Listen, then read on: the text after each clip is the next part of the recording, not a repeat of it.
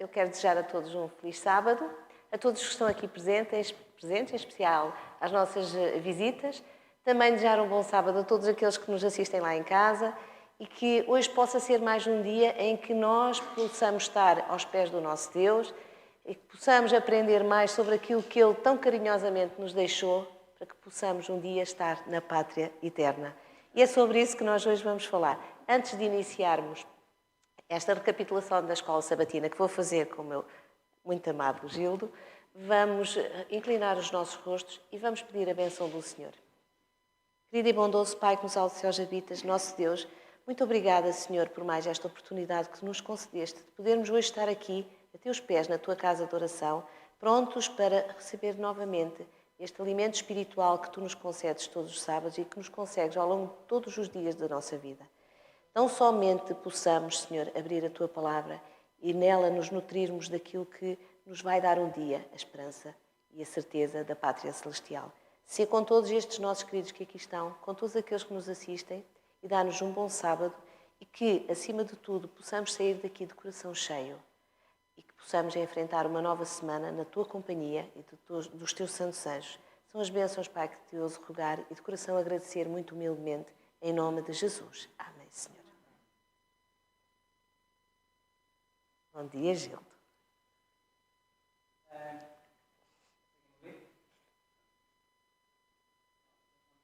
Estamos na última lição deste trimestre. Normalmente estamos habituados a 13 lições. Há 13 lições, tanto é que eu fiquei naquela, mas é 13º sábado, não é? Estamos na lição número 12, hoje é sábado 12, mas é para aqui ajustar o calendário, porque o próximo sábado, apesar de ainda estarmos em março, será sábado 1. Exatamente. Então vamos agora na lição 12, cujo tema foi recompensas da fidelidade. E esse trimestre tivemos a falar da gestão dos recursos que Deus nos tem dado e dons naturais ou adquiridos, o nosso corpo, as bênçãos financeiras, o tempo. Muitas vezes não usamos isso, não falamos do recurso. Peço desculpa só um segundo. E agora? Já está. Agora está. Estava a sentir que não estava a ouvir feedback. Agora sim. Pronto. Como tem uma voz alta, nem estava a notar. Obrigado, Toninho.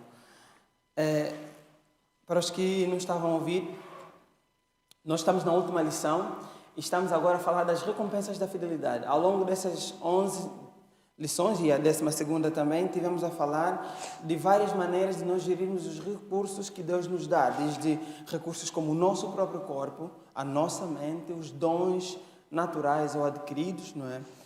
As finanças, o tempo, algo que nós nunca falamos muito. E hoje, e ao final desta lição, né, ao final deste trimestre, estamos a falar de recompensas da fidelidade.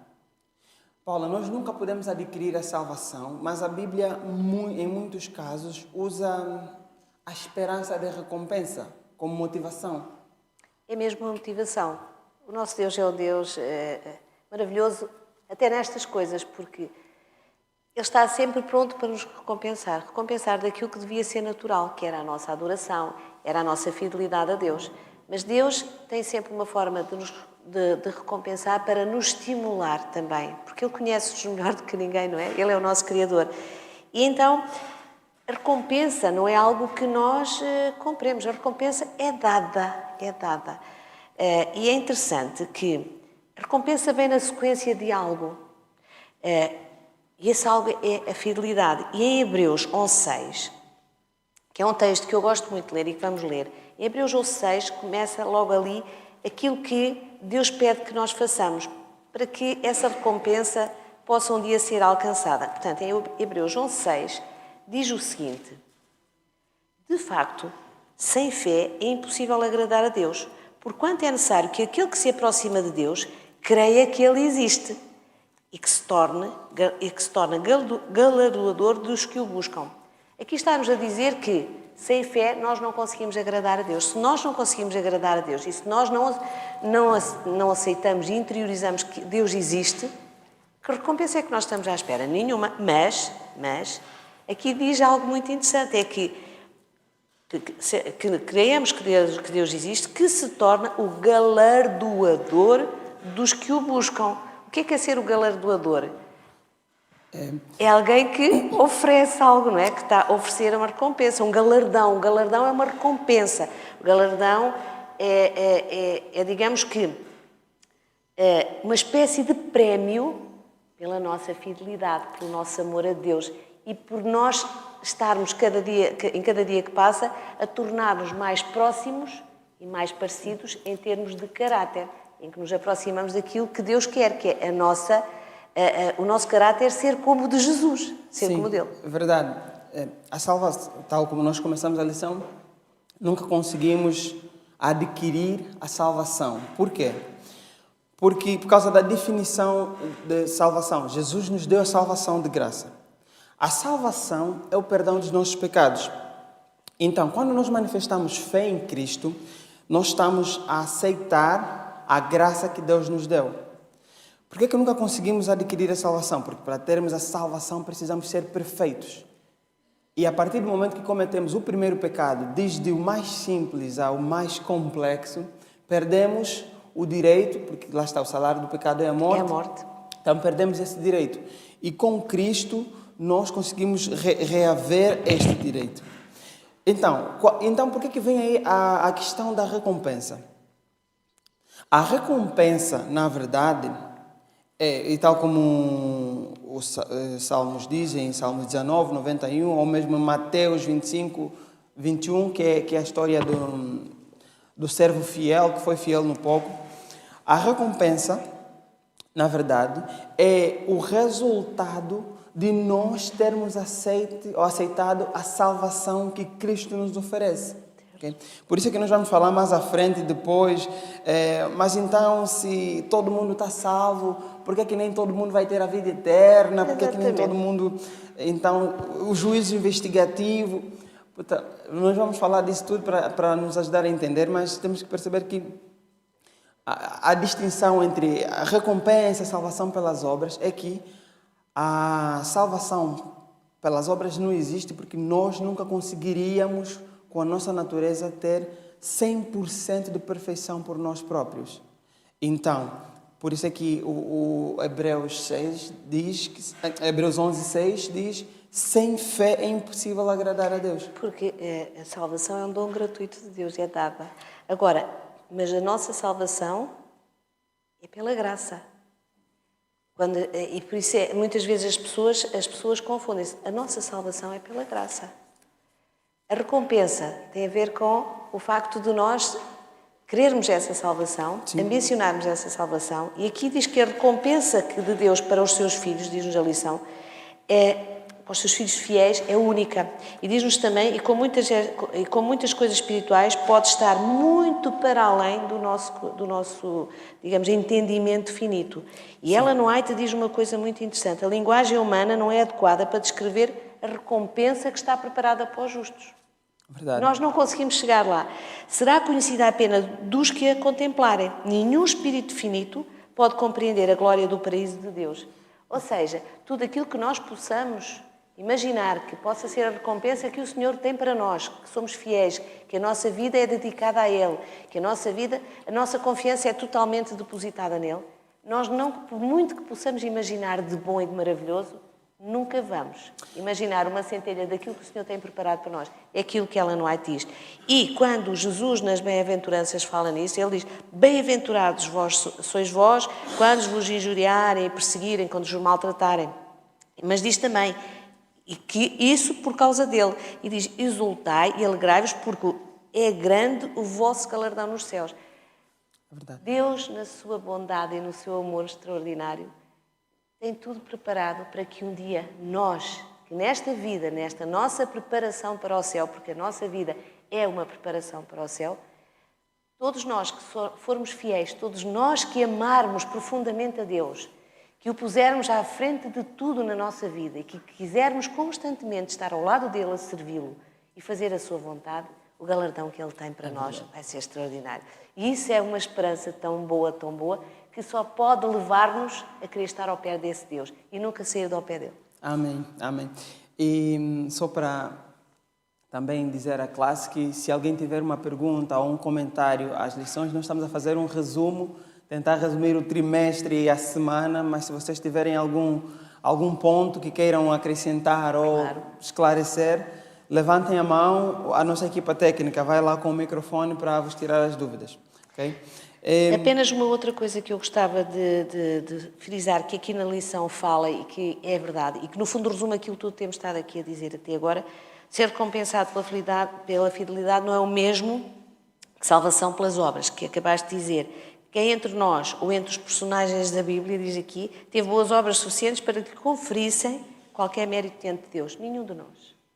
Nenhum de nós. Não há um justo, não há um único justo. Todos nós, todas as nossas coisas são trapos de imundícia. E, portanto, lá está, é esta confiança total em Deus, é esta entrega total. É que nós temos que nos entregar, não parcial, mas totalmente a Deus, para que um dia possamos ter esse galardão.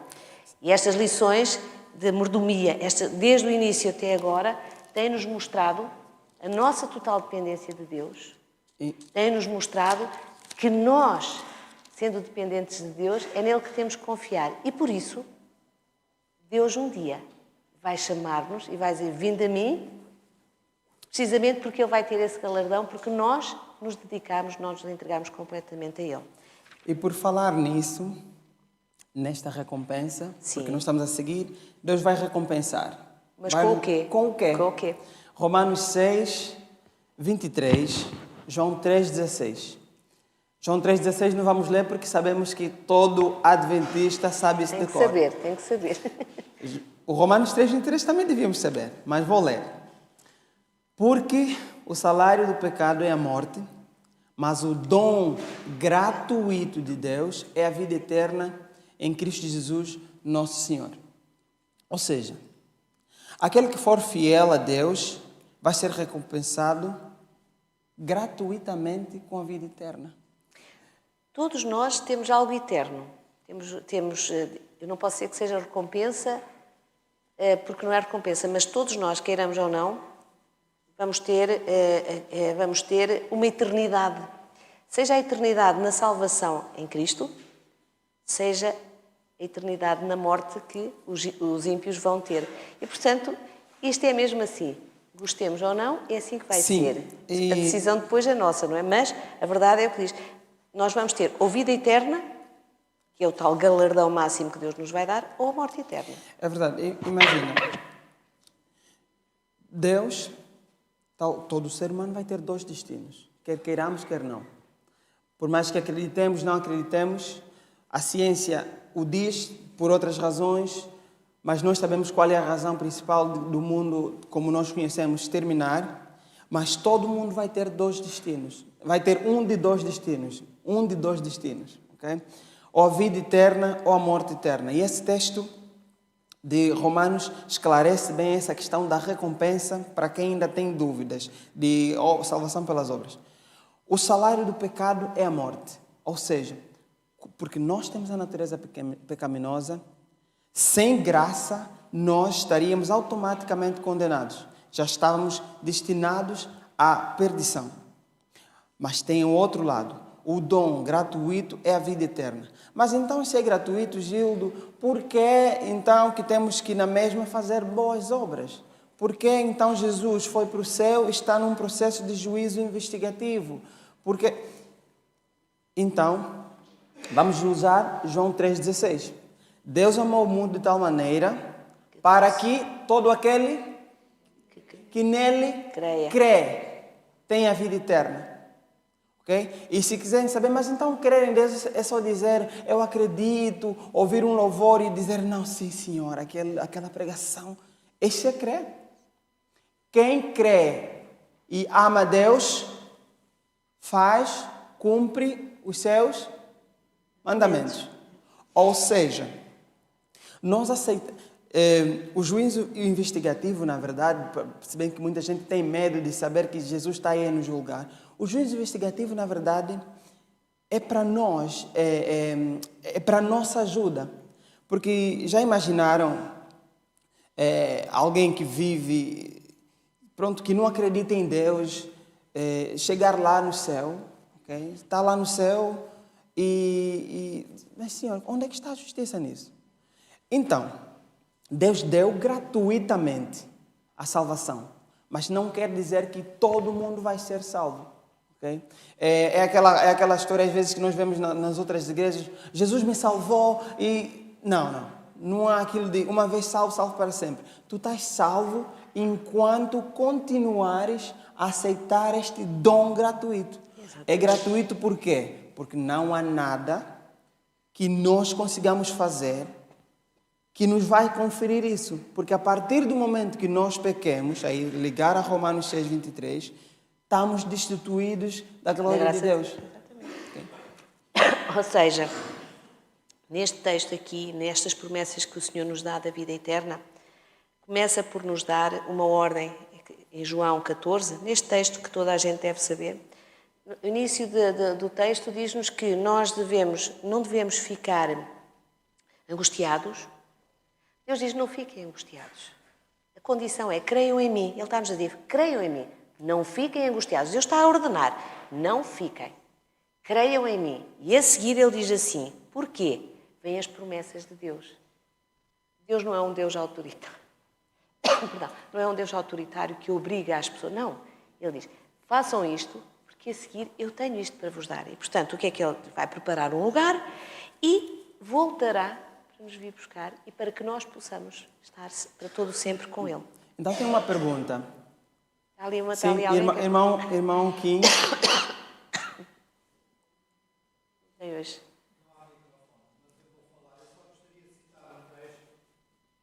Duas coisas que Deus disse a Abraão. Nós sabemos quem foi Abraão, o pai da fé. O Senhor disse assim: anda na minha presença e ser perfeito.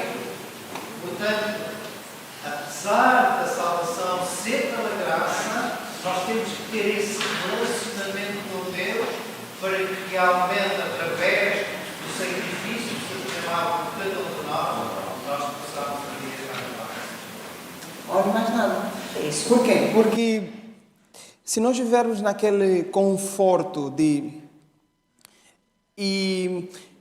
Uma vez alguém me disse, uma vez no trabalho alguém me disse, mas tu tens que te esforçar tanto para ser boa pessoa, não é cansativo todos os dias ajudar alguém a responder sempre bem às pessoas, mas tu és assim, tu não te cansas, isso deve cansar, porque alguém... Eu disse, isso, deixa-me dizer-te, viver de tentar fazer tudo certo, deixa-vos dizer, é um sacrifício penoso. Por isso é que nós não conseguimos fazer isso sem Cristo. Qual é a solução? Anda na minha presença e automaticamente vai ser perfeito. E isso estás a demonstrar que acreditas nessa salvação, estás a aceitar a salvação que é dada pela graça. E a pergunta que eu estava para fazer é, nós já vamos falar de João 14:16, que se liga também à Nova Jerusalém, não é? Qual é a certeza? A lição diz que a primeira vinda de Jesus é, se não a maior certeza de que a segunda vinda irá acontecer. Como é que a primeira vinda de Jesus nos dá essa certeza? Alguém consegue nos fazer essa relação da primeira vinda de Jesus? Força. Temos a Guida e o Manuel Cordeiro. Micro, tem micro. Margarida. Já está aí perto.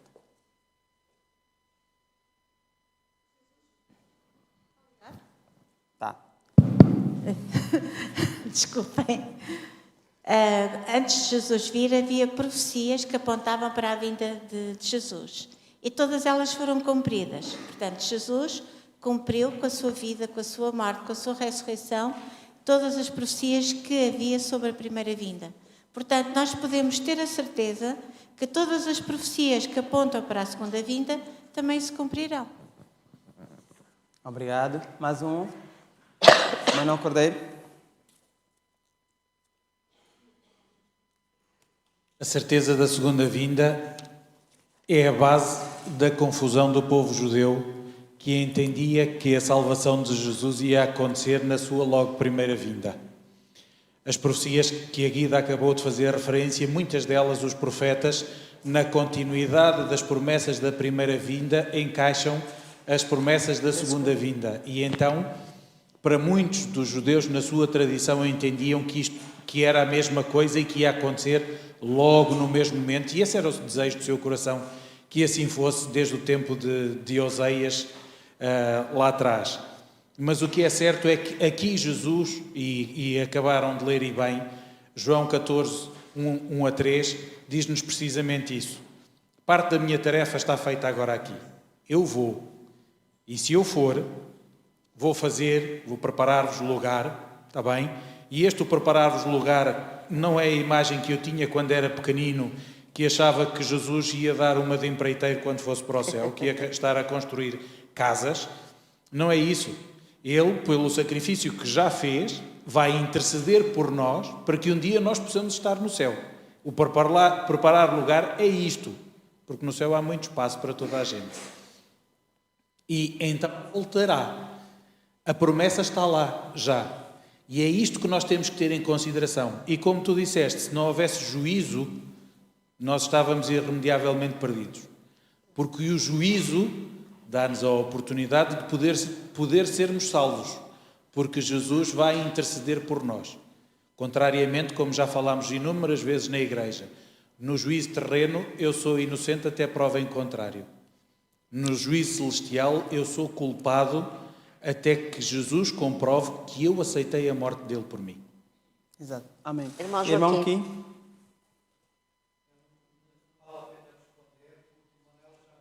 Ok. Amém, amém. Então, nós vamos ter esse galardão, estamos agora a seguir, temos uma recompensa, a recompensa é a vida eterna, vida eterna que vai ser fisicamente visível numa nova cidade. Uma nova Jerusalém. Numa nova Jerusalém. E é interessante começar logo por perguntar, porquê uma nova Jerusalém? Existe uma Jerusalém, atualmente existe uma Jerusalém. E esta Jerusalém, desde o tempo de sempre, foi a cidade, ou foi a capital do povo de Deus. Na Terra, sempre foi. Foi ambicionada por muitos povos, foi o centro de disputas terríveis, de guerras terríveis, porque esta foi sempre a capital do povo de Deus. E esta nova Jerusalém vai continuar a ser a capital do povo de Deus. E dentro desta nova Jerusalém, que está descrita por João em Apocalipse 21, que é uma leitura extasiante para quem quiser fazê-la. Leiam aquele capítulo vezes e vezes sem conta, porque ali está tudo aquilo que nós precisamos de saber, aquilo que Jesus está a preparar para nós. Esta Nova Jerusalém é, no fundo, aquilo que é o galardão, é o sítio onde o galardão se vai, ao fim e ao cabo, concretizar. Eu estava ontem, e na quinta-feira e ontem, fui à internet mesmo a propósito disso. Eu pesquisei assim, eu até pensei em trazer, mas como temos pouco tempo, eu selecionei as imagens mais bonitas desta terra. Eu fiquei a pesquisar. De Jerusalém. Não, da nova terra. As imagens mais bonitas. É uma pena que nós nem sempre temos a possibilidade de viajar tanto, mas há lugares maravilhosos. Na terra há lugares maravilhosos. Nesta terra que está em decadência. Que sabemos que vai terminar, há lugares maravilhosos. E eu estava a pensar, se Deus diz, estás a ver isso que tu estás a ver? Estás a ver, tipo, as Caraíbas, que tu tanto ambicionas, trabalhas a vida inteira para ir lá passar 2 semanas. Isto aqui, nem isso, os teus olhos, isso que tu estás a ver, que achas que é super, nem isso, o que eu estou a preparar para ti é muito mais. E a questão dos problemas, por isso é que a Paula diz, leiam com detalhe Apocalipse 21. Por quê? Porque aí dá a resposta do que a Nova Jerusalém vai ter versus o que o nosso mundo, o nosso Aveiro, o nosso Portugal, a nossa terra tem neste momento. Okay? E se nós achamos que tem coisas bonitas aqui, apesar da destruição que é iminente, nós vamos ver. E parece até fadístico dizer, não, nós vemos leão a brincar com crianças, ursos, mas isso é fadístico para a nossa mente aqui. Mas é isso que Deus idealizou. Não, lá está. Quando João escreve sobre a Nova Jerusalém, que está a partir portanto, do capítulo 21, a partir do versículo 9, ele está a escrever à moda dos humanos, com uma linguagem humana, sim. que é falha. Ele não consegue, por muito belo que este texto nos possa parecer, não tem nada a ver com aquilo que na realidade vai ser, porque o próprio João, Paulo diz que não tinha palavras, não conseguia descrever. E João tentou descrever desta forma. E há uma coisa, há um pormenor que a mim porque na Nova Jerusalém há muitas promessas daquilo que nós vamos ter e do que não vamos ter, que é muito importante. É aquilo que não vamos ter, que é o que temos agora e não queremos, não é? Que é a solidão, a morte, tudo isso. E fala de uma coisa que, assim à primeira imagem, porque diz aqui que tinha uma grande e alta muralha, 12 portas, e junto às portas 12 anjos, e sobre elas nomes inscritos, que são os nomes das 12 tribos dos filhos de Israel. Muralhas na Nova Jerusalém. Quando a gente pensa em muralhas, pensa em quê? Defesa, proteção, alguma coisa que não está bem. É logo defesa de algo de mal. Quando a gente começa a pensar porquê muralhas, a conclusão é que Deus está-nos a dizer que ali nós vamos ser sempre protegidos por Ele. Sempre, eternamente protegidos por Ele. Não vai haver nunca nenhum perigo. Até nestes pormenores Deus nos mostra aquilo que Ele tem preparado para nós. Nós aqui, em qualquer circunstância, estamos com medo. Nós erguemos não temos muralhas, as nossas cidades já não são muralhadas, mas pomos grades nas portas, fechamos tudo com cadeados, estamos sempre preocupados com a nossa proteção. Deus diz ali, não. Mas, Sim. Apocalipse 21, que diz esse texto bonito, essa descrição muito bonita, muito fadística. Inclusive, outra coisa também que tive a pesquisar, tive a pesquisar joias preciosas. Sim, Porque lá, eu estou a ler, tipo, a pessoa mata-se tanto para ter ouro, quer dizer, comprar um pequeno anelzinho de ouro dá não sei quantos euros. E vai ler Apocalipse, que vamos encontrar no chão. E a pessoa fica tipo, a pessoa que trabalha a vida inteira para conseguir um pedaço de ouro no dedo, e lá as ruas vão ter ouro no chão. É verdade, é a desmistificação daquilo que são os nossos valores como na Terra. Os nossos valores então, irmãos, da Terra pensem estão bem, errados, não valem. bem, vamos pensar bem. Qual é a nossa meta? Por isso é que o último tema dessa lição, ele fala de olhos no prêmio. Não como estamos a trabalhar para conseguir isso, mas pensar que só tão somente aceitar e viver de acordo com os parâmetros. Isso que nós lutamos o ano inteiro para conseguir ter um pedacito, vai estar no chão, irmão. Ok? Mas o mais que eu disse era Apocalipse 21, 7. Esta recompensa, infelizmente, só vai ser para aqueles que vencerem. Por quê? Porque lá está, o sacrifício, o dom gratuito, é gratuito, está disponível, mas só aquele que aceitar. E isso também nos leva ao ponto de, porque quando Ele vier, vai fazer acerto de contas para definitivamente e perante o universo dizer, ok, tu, mesmo sabendo que irias ter ouro no chão para pisar, tu não aceitaste, então vai fazer aquele acerto de contas só para aqueles que aceitarem esse... Manuel Cordeiro. Tem que haver acerto, porque aqueles que não querem aceitar, seria um grande sacrifício ter que ir para tal sítio, partilhar a vida eterna com Deus, não é? Portanto, as pessoas têm que aceitar. Sim, Manuel. Acerto de contas e da Nova Jerusalém, como a Paula dizia há pouco, João está a dizer em linguagem humana, porque se existiu uma Nova Jerusalém foi aquela que existiu aqui na Terra, porque esta já existia antes. Exatamente.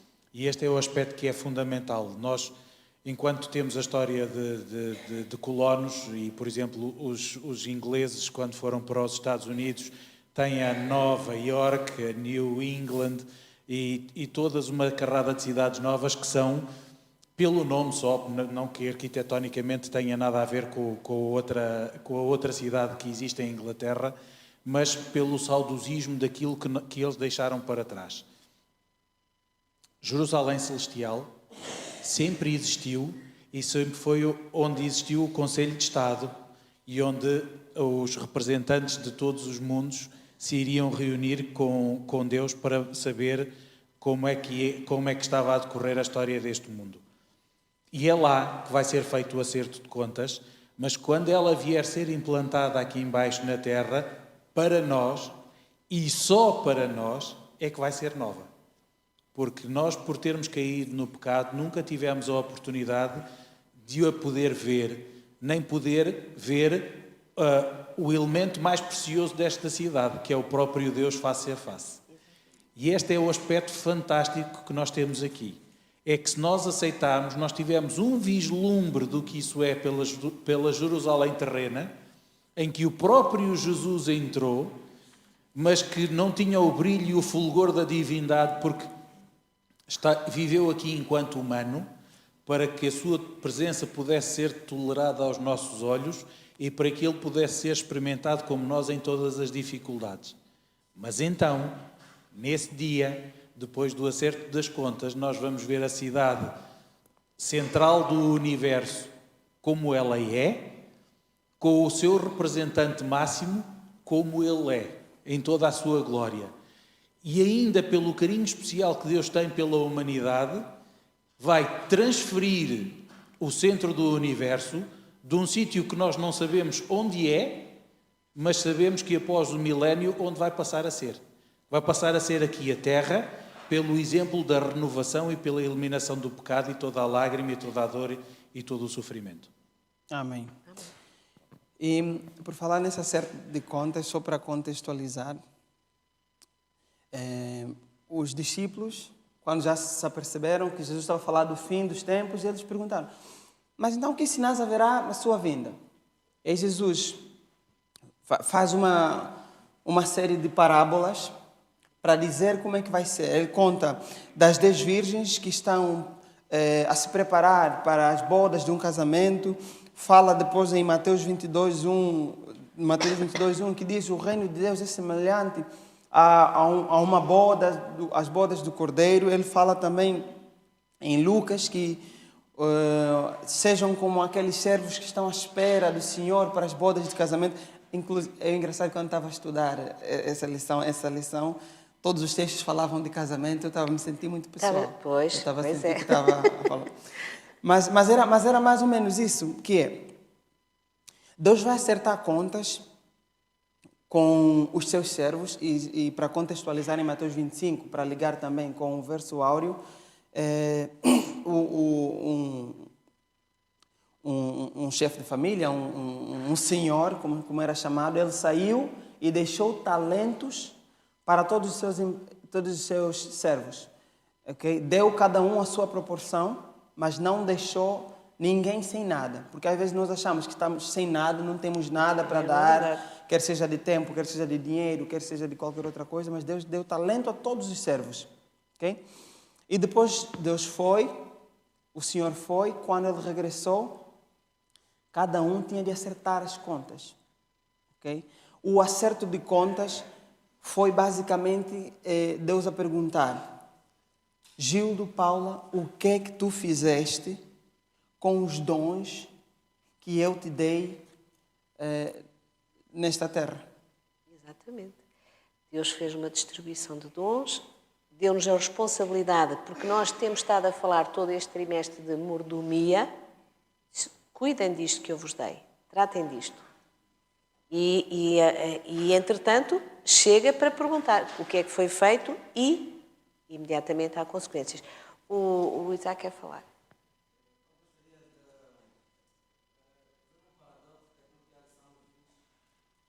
De nos falar de galardão, né? Eu conseguia compreender durante a lição que existem 2 tipos. Temos o maior galardão e temos o galardão atual, agora. Como eu posso parafrasear? Fazendo bem ou fazendo mal, todo mundo tem o seu galardão, porque o maior de todos é ou a vida eterna ou a morte eterna. O mais disso, País de Ouro, Jasmim, Pedra, Muralha, são bônus. Como nós trabalhadores, todo mundo sabe que no final do mês temos o salário base. Mas se fizemos aquilo e aquilo prolongar, hora extra, sábados, enfim, temos alguns bônus. Mas o maior galardão atual não é, vamos dizer, ou quando vamos ver o livro de Atos 1, de 7 até o 11, nós compreendemos que os discípulos estavam preocupados. Jesus, quando é que vai estabelecer o seu reino? Jesus olhou para ele e disse, não se preocupem com os tempos nem com as estações. Porque de uma ou outra forma isto vai acontecer. E depois de decorrer, vimos Jesus sendo elevado para os céus. E a nuvem cobriu ele. Vimos que os discípulos voltaram a olhar para os céus. E os anjos apareceram e disseram, por que estão com vossos olhos fitos aos céus? Porque o mesmo Senhor que agora subiu, há de voltar. Então, o maior galardão hoje nosso não é a cidade, não é tudo aquilo que o Apocalipse 21 fala, já é uma evidência. Mas para mim, o nosso maior galardão é ser transformados. Porque a salvação resume-se à nossa transformação. Porque se eu não for transformado, O galardão é o outro. O céu é aqui. Já estamos quase a terminar, Mas há uma coisa que, quando falavas há pouco de olhos no prémio, há uma coisa que é muito importante. É que um texto que está em Romanos 8, 16 a 18, diz que o próprio Espírito testifica com o nosso Espírito que somos filhos de Deus, lá está. E se somos filhos de Deus, somos herdeiros de Deus e co-herdeiros com Jesus Cristo. Se com Ele sofremos, também com Ele seremos glorificados. Esta ideia de sermos filhos de Deus, na verdadeira acessão da palavra, naquilo que vai ser a nossa vida eterna, é extraordinário. É extraordinário. E isso é o grande galardão de Jesus. Foi isso que Ele veio fazer por nós. Puxar-nos para sermos co-herdeiros com Ele daquilo que o Pai tem para nos oferecer. É verdade. E, em espécie de conclusão, este trimestre estivemos a falar de mordomia, de gestão de recursos. Não podemos ser como aqueles... Eu fui um dia, só para terminar, que é quando a Notre Dame ardeu em chamas. Eu fiquei muito chateado. Por quê? Porque vi pessoas ricas a darem milhões, milhares de euros. Por que eles não podem ajudar os pobres? E eu depois pensei, eu olhei para mim. O que é que eu faço com os talentos que Deus me dá? Porque é muito fácil olhar e achar que nós não temos talentos, mas Deus nos deu talentos desde o tempo, o corpo, o dinheiro, para nós fazermos. Então, ao terminar este trimestre, as minhas palavras, depois já podes dar a tua conclusão. Ao terminar este trimestre, irmãos, nós vamos manter os olhos no prémio. Mas nós não vamos, mas pensar, e que, tal como o Isaac disse, que o prémio é garantido, é gratuito. Okay? O que temos que nos preocupar aqui e hoje é a transformação de caráter, que só conseguimos quando estamos com Deus, tal como o irmão Joaquim disse. Okay? Só conseguirmos ter essa transformação de caráter. E a partir do momento que nós temos a transformação de caráter, estamos a crer em Deus. E ali, as promessas que Deus fez vão se cumprir sem precisarmos fazer aquele esforço, porque por nós mesmos nunca conseguimos perfeição. Resumindo, somos mordomos de Deus em tudo aquilo que Ele nos concede, a começar pela própria vida. Temos uma caminhada que é uma caminhada de santificação, passo a passo, ao lado de Jesus. Nós vamos crescendo diariamente, vamos desenvolvendo o nosso caráter de forma a que ele seja cada vez mais parecido com o de Jesus. Porque nós queremos, nós que estamos todos aqui sentados, tenho a certeza, queremos uma coisa. É um dia estarmos com Jesus face a face na Pátria Celestial. E por isso a minha oração e o meu desejo para hoje, e como resumo de tudo aquilo que andámos a estudar durante este trimestre, é que possamos ser verdadeiros mordomos de Deus, e com aquilo que Deus nos concede, saber usar todos esses dons, tudo aquilo que Deus nos dá, com sabedoria que devemos pedir-lhe a Ele e caminhar diariamente de mão dada com Jesus. E aí eu tenho a certeza que, com olhos no prémio, que é um dia aquilo que aqui nos ensinou, estaremos na Nova Jerusalém e de sábado a sábado não estaremos aqui, mas estaremos com todos os seres criados na presença do nosso Deus. Esta é a minha oração e meu desejo para cada um de nós aqui hoje presente. Amém. E para aqueles que Obrigado. nos assistem também. Bom sábado. Bom sábado.